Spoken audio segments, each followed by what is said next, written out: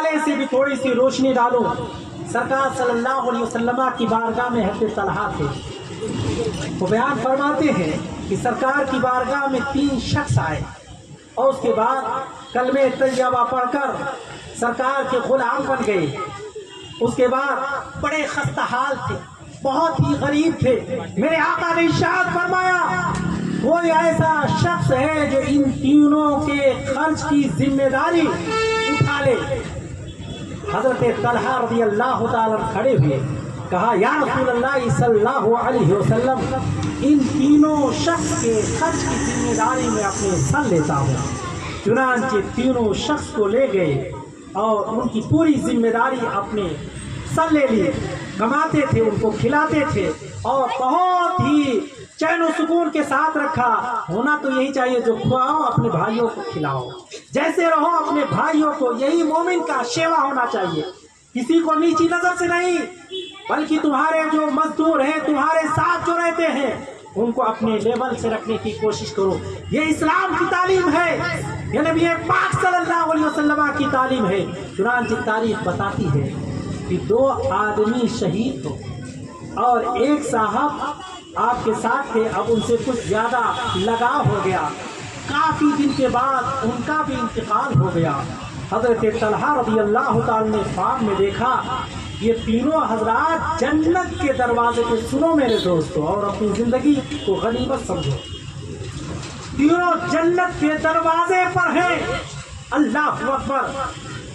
اب اس کے بعد کیا دیکھا، جو بعد میں انتقال ہوا تھا وہ جنت میں پہلے داخل ہو گئے، اور اس کے بعد 2 حضرات جو پہلے انتقال کیے تھے، مرتبہ شہادت پہ فائز تھے، وہ داخل ہوئے۔ یہ دیکھ کر حضرت طلحہ رضی اللہ تعالیٰ حیرت میں آ گئے۔ صبح ہوئی، خواب دیکھا تو صبح ہوئی تو سرکار کی بارگاہ میں جا کر اس حیرت و استعجاب کو پیش کیا، یا رسول اللہ صلی اللہ علیہ وسلم، آج رات ایسا ہوا۔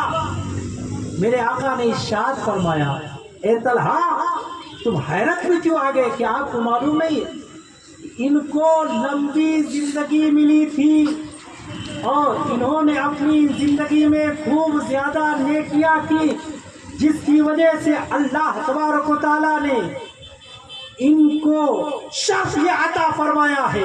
اور پھر میرے آقا نے ارشاد فرمایا من طال عمرہ وسع عملہ، تم میں سے بہت ہی برا وہ انسان ہے جس کو پروردگار عالم نے لمبی عمر دی ہو لیکن اس کی زندگی برائی میں گزری۔